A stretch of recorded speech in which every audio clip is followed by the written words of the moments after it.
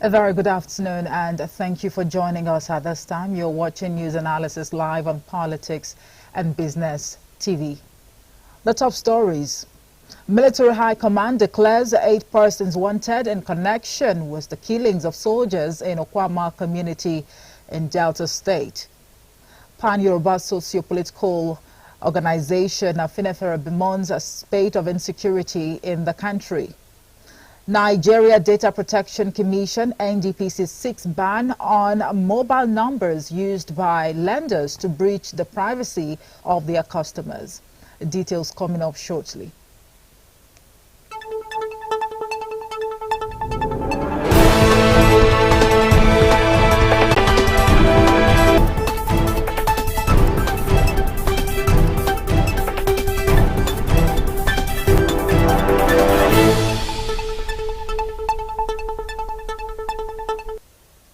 All right, welcome back from that break. I am Omo if a piece of summer. Let's now start off with the latest update on the killing of soldiers in the Okwama community in Delta State, where 8 persons have been declared wanted in connection with the killings. The Director, Defense Media Operations, Major General Edward Buba, disclosed this during a press briefing at the Defense Headquarters in Abuja. The Military High Command, however, said no bounty was placed on the wanted persons. Well, the Buba called on the stakeholders and traditional rulers across the country, particularly in the Niger Delta, to help the military in fishing out those who had been declared wanted. Those declared wanted are one Professor Ekpekpo Arthur, Mrs. Igoli Ebi, Ruben Baru, Akata Malawa David, and 4 other persons. And now to other matters, as President Bola Tinubu has expressed delight at the successful presidential election in Senegal, as well as the general elections in Liberia, saying both processes boosted the campaign for democracy by the Economic Community of West African States, ECOWAS. The president, who doubles as the chairman, Economic Community of West African States, congratulated Bassirou Faye on his election as the president of the Republic of Senegal. He equally congratulated incumbent President Macky Sall for overseeing an election widely deemed as peaceful and transparent. Tinubu's congratulatory messages were contained in a statement signed by his special advisor on media and publicity, Ajuri Ngelale, titled "President Tinubu congratulates President-elect Bassirou Diomaye Faye and the people of the Republic of Senegal." Now, the National Population Commission, NPC, has reiterated its commitment to deliver credible and enviable census to Nigerians. This was disclosed by the Federal Commissioner representing Enugu State, Ejike Eze. Eze, who had just been reappointed as Federal Commissioner, averred that the Commission is waiting for President Bola Tinubu's order to commence the census exercise. Eze, while thanking President Tinubu for finding him worthy to be reappointed, assured the management of his readiness to continue working together with them, adding that they would get whatever that is due for them at the appropriate time. Now, the Pan-Yoruba socio-political organization Afinefere has bemoaned the spate of insecurity in the country, saying that it has negatively affected the welfare and livelihood of Nigerians. The group, according to media report, expressed its displeasure in a communique at the end of its meeting held at the Sanya Ogbo residence of its leader, Pa Ayo Adebanjo. The group, in the communique by its National Publicity Secretary, Mogaji Gboyega Adejumo, condemned the incessant killing of indigenous people and the decimation of communities in the Middle Belt region, especially the current escalated war on southern Kaduna. It therefore urged the federal and state government and the National Assembly to speed up action on the creation of state police as part of efforts to check the spate of insecurity in the country. Right, you're watching News Analysis live on Politics and Business TV. Still to come, an unconfirmed report which ranks Nigeria as the 2nd highest country with paternity fraud in the world after Jamaica has been trending online, with views and counter views trailing it already. Now, while cases of paternity fraud have left a number of homes broken with the affected children distressed, it brings to mind a couple of questions that must be answered. Earl Alright is a family law lawyer, a sex and relationship counselor, and he joins me live in a bid to get answers to some of these questions. These and more after the break. Do join us again.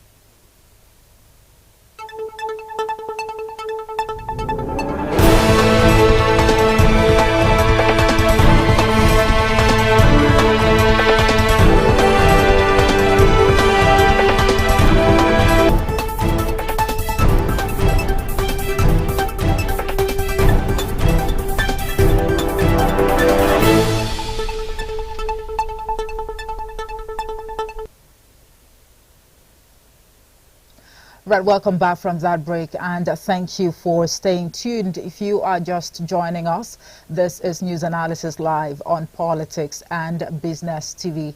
Now let's move on now to other matters, where the Nigerian National Petroleum Company Limited, NNPCL, has denied claims that it reduced the pump prices of petrol and diesel. NNPCL spokesperson Olufemi Sonoye, who disclosed this in a statement, described the claims as false, asking Nigerians to disregard same. Reports of NNPCL reducing the pump price of PMS had trended online early in the week, but the company has asserted that these reports are false and urged Nigerians to disregard them entirely. The Nigeria Data Protection Commission, NDPC, has said that it is investigating over 400 cases of privacy breaches involving online loan apps. Reports have it that cases have become prevalent due to the proliferation of digital lending platforms. The Commission, which made this known in its 2023 annual report, noted that its ongoing investigations have revealed that loan apps are overly intrusive. While the NDPC is seeking a ban on mobile numbers found to have been used by lenders to breach the privacy of their customers, it also acknowledged that privacy breaches by loan apps are a systemic problem. The Commission therefore said it is also adopting a systemic solution by working with other regulators and third-party platforms being used by the lenders. Now, a widespread deception that misrepresents a child's biological father, paternity fraud, has reportedly left a significant number of men emotionally distressed or even depressed. Other implications, according to therapists, are financial burdens, trust issues, amongst others. Just recently, an unconfirmed report which ranked Nigeria as the second highest country with paternity fraud in the world after Jamaica has been trending online. Now, while this has sparked a lot of controversy online, one would like to know the real situation of things in Nigeria and whether or not paternity fraud is a criminal offense. We had actually made a lab scientist to appear on the program this morning to tell us what is obtainable, but I mean, all effort.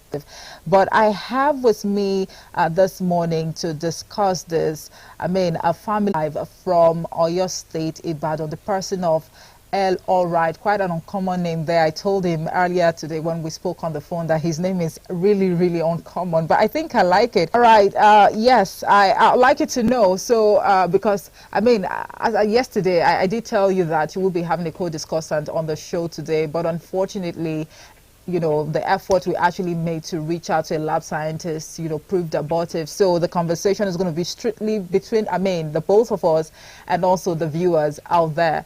And please, we'd like you to know, for those of you viewing, that you can, share your thoughts with us. Drop a comment. Let's hear from you what you think of this particular subject matter. Now, there are a number of questions, actually, a truckload of questions that, would like to get answers to. But the most important one is, should paternity fraud be criminalized? So to quickly bring in Mr. L into this conversation this beautiful Thursday afternoon. L, you are, a therapist, a family law lawyer, a sex and relationship counselor. From your wealth of experience, what exactly have you garnered with, regards to paternity fraud?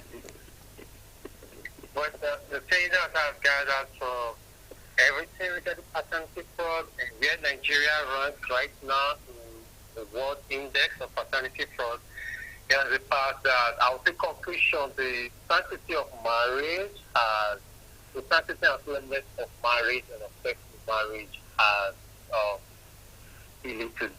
has been watered down, right? Has been destroyed significantly.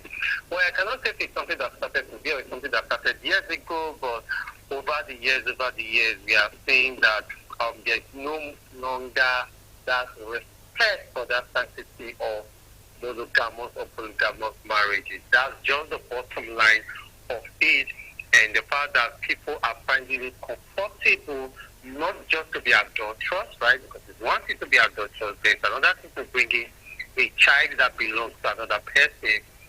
So people are no longer just finding it comfortable to be adulterous, but they are finding it comfortable to also get pregnant or impregnate somebody. Like, this is 2024, and we are talking about an age at a time where we have numerous forms of birth control and contraceptives. So for somebody to actually have sex, for someone to get pregnant today, we cannot say it's a mistake, right? Getting pregnant today cannot be a mistake because of the options available. The preventive options, the numerous preventive options that are available. So for people to choose to get pregnant and get pregnant, having that baby, shows that we have lost some sense of sanctity, some sense of sacredness that we have for marriage. And it also tells a lot of the fact that we don't actually even care about sexually transmitted diseases, another issue, right? That's not another thing it tells me. And it also tells me that we actually don't see the fact that we are hurting people, or we could hurt people as something significant. You know, right now, I know people would usually say, what if they swap the baby? What if it was just a one-time out on break? Now, we have seen paternity fraud cases where this person has more than one child outside the wedlock. So it means that it was not one sex. Okay. It was not just a mistake. Right. Yeah, Mr. L, I think let's try to strike a balance here. You know, when it comes to paternity fraud, this is not, you know, relegated to those who are in marriage. I mean, there are people who are actually caught in, right? And then they indulge in, you know, an affair with someone who is not their partner, right? And at the end of the day, okay, it leads to pregnancy. And you're still with, you know, the one you claim to be your committed partner, only for the person to realize after, you know, decades or years, depending on, you know, how you decide to, you know, address the situation, only for the person to find out that, no, this child I've been fathering all these years is not mine. It is really heartbreaking and disturbing. A number of, you know, guys have come out to make, you know, cases for men, that this just goes to show that in this part of the world, it appears men are not the ones that are actually unfaithful, but the women. But let's bring in this perspective now, Mr. L. You know, of course, the society where we find ourselves, the moment a lady gets married, there is some sort of pressure, whether we like it or not, whether from the society, whether from our in-laws family, from friends, from colleagues or whatnot. You know, they start asking questions like, when are you going to give us a baby? When are you going to give us a child? So for people who have underlying health issues, and perhaps that's the reason why they cannot conceive, they might want to go, you know, I mean, any length just to get a baby or to have a child. So how would you speak to that? Well, the fact that you are very hungry right now, and some people are starving right now because of the economic situation, because of the food crisis in the world, that exists. No matter how the length they go to get food, if they get it unlawfully, if they get it fraudulently, if they get it in the wrong means, we will still find them wrong, right? We will still say they are wrong to have achieved it that way. Just the same way, no matter how hot you are right now, no matter how hot you are right now, if you decide to revenge in a certain way, of course you are trying to get justice, but we will still hold you responsible for trying to get justice, for taking justice and taking laws into your hands. Right? Absolutely. So that there's infertility issue in the marriage does not justify fertility fraud. We must understand that does not justify paternity fraud. We must realize that when we are talking about paternity fraud, the issue we are looking at is that one person is making the other person believe. Okay, this is we should understand what paternity fraud is. We should understand it. It's not the paternity issue, it is the fraud in it. It is that A knows that, okay, it is A is the man, B is the woman. B knows that C, their child C, does not belong to A. B knows. But then B makes A to believe that he's the owner of, he's the biological parent of child. Right. That is where paternity fraud comes in. Right? No, paternity fraud is not that B had an affair, and in the course of the affair, she got pregnant, or maybe B had multiple partners, she got pregnant, she did not eat. So the fraud is actually that you are making A believe that A is the only one who could ever be the father of the child. Do you get it now? Right. You are not making it look as if, oh, there's a possibility that there are other people that could be the father of this child. Or, hey, Mr. A, you are not the father of this child. But the fraud is that B presents to A everything to show that you are the father of this child. And so A lived his life. A started relating with child B with the belief of B. So if you say because of fertility she is out to get a child, if you make A to believe that the child belongs to A. Ask you this question real quick. In a situation whereby a guy impregnates a girl and he refuses to take up, the responsibility, and the girl on her, part, her family is, they are actually in charge, even as far as to the surname the child actually gets to answer, with time. And then in the future, this unserious guy comes back to claim ownership. It comes back to say that, no, I am the father of this child, but I actually didn't take responsibility at the time when you notified me that you were pregnant, probably because of financial constraint or whatever. If I decide not to let you, have custody of that child, and I insist that that child must actually keep on bearing my surname, can we also, call that a fraud? No, that's not fraud. Because in this situation, we know who the biological father of the child is. Okay. Right? So now we are not looking at this case from the perspective of the biological parent or the adopted parent of this child. We are looking, this case is just shared right now. We are going to look at this case from the interest of the child. So we are going to look at it from the child. Okay. Right? Now, yes, so that is a different thing entirely, because now what we'll be considering will be the overriding interest of the child, right? The interest of that child. This is your biological father, but your biological parent says he does not want you. So what should we do with you? Should we kill you? Should we send you to a juvenile home? Should we send you to an orphanage or the rest? Then there's somebody else who says, hey, I'm going to take responsibility of this child. So that person takes responsibility of this child and gets custody of this child. Now, in the course of having custody of this child, let's assume that the child is still a child. It means that the person is less than 18 years. Let's assume the person is less than 18 years. Or for the purposes of our family law, let's say the person is less than 21 years, right? And now, why this person is taking care of this child? I have to call him Mr. Raphael. Why Mr. Raphael is taking care of this child as an adopted child, or a child that is fostering, right, or as a legal guardian? The biological father, who I will call Nusa comes up to say, hey, I want my child back. I'm actually the biological father and the rest. Now, remember that the issue here is not an issue of paternity. It's an issue of welfare and an issue of care. Absolutely. So what every family court will decide, what every judge will decide, what every counseling psychologist will take into consideration is the overriding interest of this child. So nobody is denying that this child is not your child. Okay. But for the welfare of this child, who is best to have custody? For a child that you rejected, for a child that you did this and that, they definitely not want to give you the child. Right? The custody of the child will still remain with whosoever has custody of that child. Okay. However, you will be allowed to have a relationship with that child. Okay. Definitely on that same day, why that matter is coming up, I'm not judge. I don't think any judge.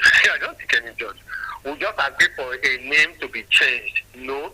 They want to have a relationship with the child for over a period of time to see how that relationship, to actually examine that relationship and review that relationship before determining whether custody of that child will come back to you, and before also determining whether the child should go through a change of name. Mind you, the person who has custody of the child and also the court is the one that has more power as to which name the child should be in. Okay, right. El, let me ask you this. As a family law lawyer, I mean, how often do you get to address cases of paternity fraud? And how are you able, you know, to deal with these issues in such a way that both parties probably will just have to, you know, continue living life, I mean, in peace? Okay, well, everything that I share here is not legal advice, right? So what I'm sharing now is not legal advice. It's just more for legal education, and we could call it for legal opinion, just a legal opinion, right? I still had a paternity issue just last month in February. I still had a client who contacted us that he wanted to ascertain the paternity of a particular child, right? Now, when it comes to ascertaining the paternity of a particular child, for any person to come up to say, hey, I want to do this, it means that the person already has sufficient ground to believe that there's adultery in his marriage or there's adultery in his relationship. Okay. There's infidelity in his relationship. So it is usually based on that concern. If it is not that, or maybe based on health issues or physical features, right? Perhaps this child significantly does not look like us, or does not look like any other person from my family, or this child has a genetic health issue, a hereditary health issue that is not in our family and that's not in our wife's family. So there must be reasonable grounds for that person to that, and to relate to that. Then you want to approach the court. You're making application to the court to ascertain the paternity of the child. Now, this is talking as a family of Nigerians, right? Our traditional pattern and religious pattern. We still want to stick with the traditional belief, which the Constitution actually supports, that any child that is born in the course of a marriage or several number of more days outside the death of a particular spouse belongs to that marriage, belongs to that spouse. So the traditional thing will usually be like, and even if this person is not a biological child, or because the child was born in your house, you could actually claim paternity over this child. So then people, I know counselors and therapists are always like, oh, why do you want to go about it? Of course, I understand, because if you go through the route of paternity test, you go through the route of paternity test, if the test comes out positive or it comes out negative, in the sense that whether it is ascertained that the child is your own or the child is not your own, something fundamental has already been destroyed in that marriage, right, in that relationship. Right. And that is trust. So counselors most of the time will not want you to go through that particular lane, through that path, because they know that it will destroy this family, it will destroy this union. And if we are looking at a large emotional, psychological, and even social part of that child's life, because absolutely, that child is going to be bullied, that child is going to face some issues, there are going to be family battles or family feuds and all of that, right? So because of that, people, counselors, whether they are religious counselors, whether they are counseling psychologists like sincerely, or they are traditional counselors, will always not want you to do it. They will always want to like, you can see your child. Nobody is dragging the child with you. This person is still with you. This child loves you. You love the child. You still come up with all of that. But then we should also realize that there is something playing in the head and in the mind of this man. And it is not just the fact that, oh, yes, the child. It's the fact that he has been cheated. It's the fact that he has been betrayed.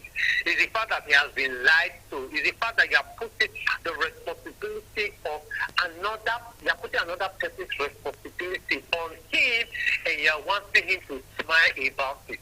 Okay. Right? You're wanting him to be happy about it. Yes. Right. El, sorry to butt you. In this kind of situation, what would be your submission, I mean, to the man or to the woman? involved?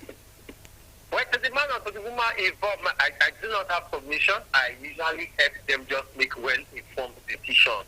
So once the well-informed decisions I help them to make, I present to them the pros and the cons of having a paternity test. Where, if you have a paternity test, these are all the advantages you have, yet you are able to properly satisfy that question in your head.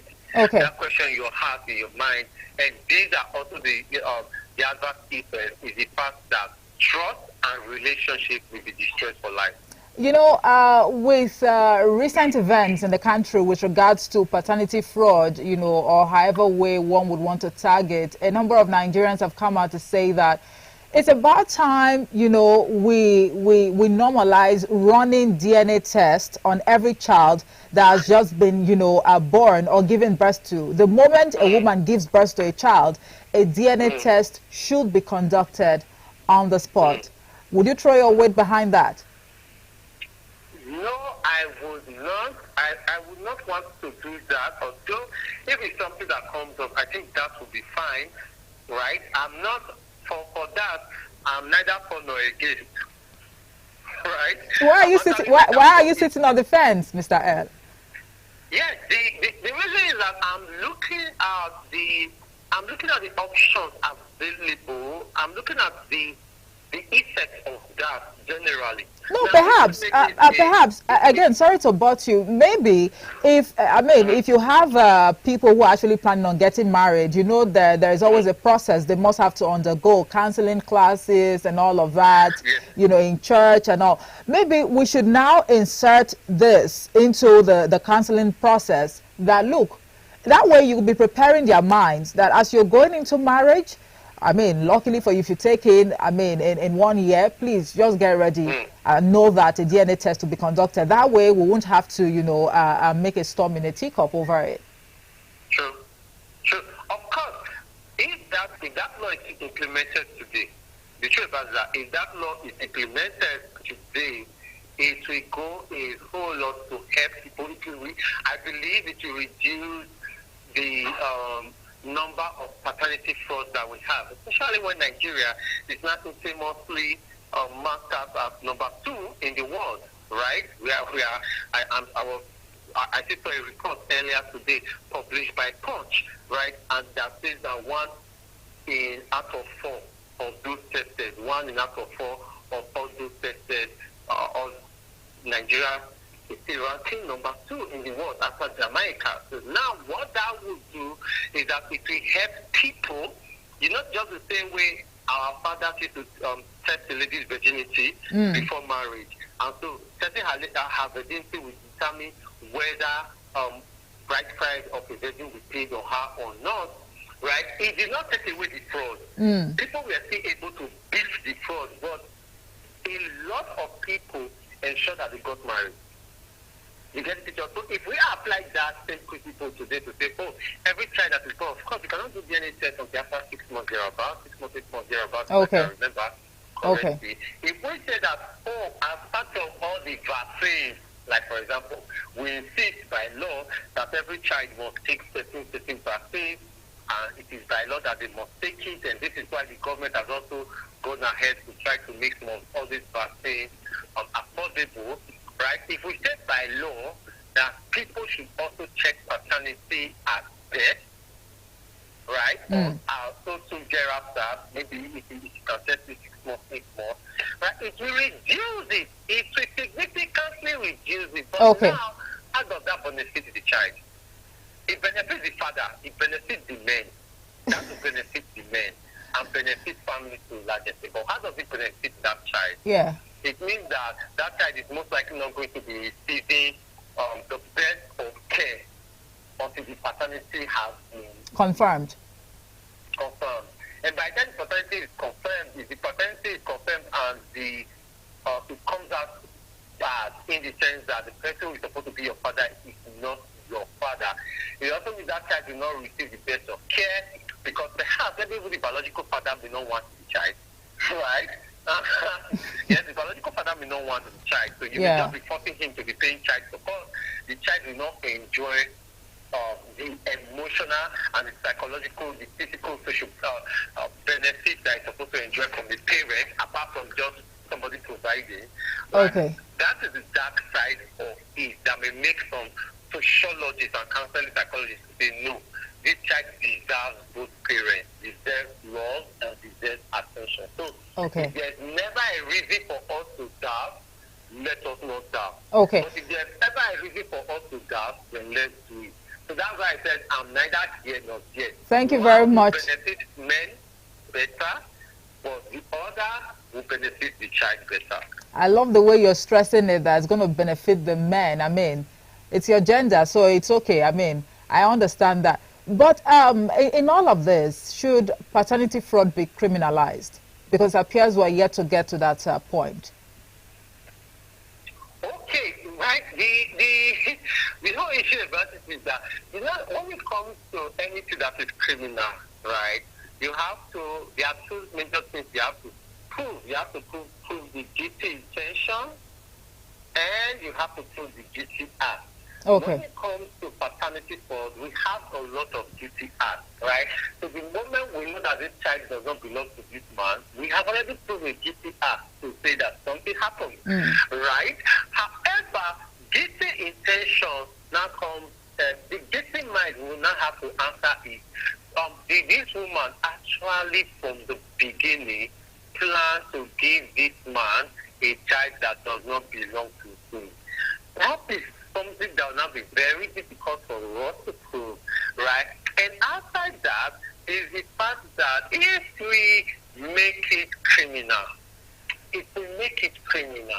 it means, I've thought about this as a counselor and as a lawyer. Should we make it criminal? It's an argument that we have been having for several years. Like, if we make it criminal and so we are punishing this woman, for doing this to another man, right? We will just be satisfying, we will just be making one person happy. But at the end of the day, does it actually solve the problem in society? What is the end goal? Because at the end of the day, in punishing this woman, what happens to this child? Because it means that this woman is the only person who is supposed to be there for this child. So if we put this woman in jail, who will attend to this child? The father will not, the biological father will not attend to the child. The stepfather will also not attend to the child. And so it is the only woman, it is the woman who is supposed to attend to this child that will now be punished, incarcerated. So how does it benefit the child? Good question there. Good It question may there. make the rest of us who are members of the society feel good, but deep down, it is complete justice to everybody concerned, right? And that's why people are preparing that what you should do in that situation is to seek compensation. Of course, even before the issue of paternity came up, you know, in southern Nigeria, yes, I know in southern Nigeria, you could actually sue a man for being adulterous with your wife and seek compensation for that. Okay. So you could actually, yes, the criminal code. The Criminal Code Act and many of the criminal code laws of the different states of southern Nigeria already has that if somebody commits adultery with your wife, you can sue him and get compensation. Actually, so right now, if paternity fraud comes up and there's paternity fraud there, you can decide to apply that law, you can decide to invoke that law to get adequate compensation from the man, and perhaps also from the woman who knew that, right? Okay. Criminalizing it. All right. It appears, I mean, we could actually, you know, stretch this conversation even to an hour or more, and we must have to leave it here now because of time. But I must say a very big thank you to you for, you know, I mean, sharing your thoughts on this particular, you know, discourse or subject matter. Is one that is really very disturbing.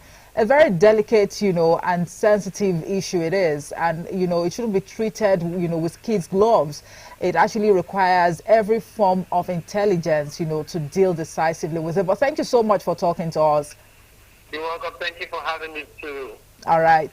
Okay, Earl Alright, you know, that's his name. He is a family law lawyer, a sex and relationship counselor, and together we've been discussing whether or not paternity fraud should be criminalized. Please share your thoughts with us in the comment section. We'd like to know what your thoughts are with regards to this particular subject matter. But I'm afraid that's about it for news analysis today. Thank you so much for watching. I am Omo Ife Peace of Semere. I'll be back at the top of the hour with the news update. Good afternoon.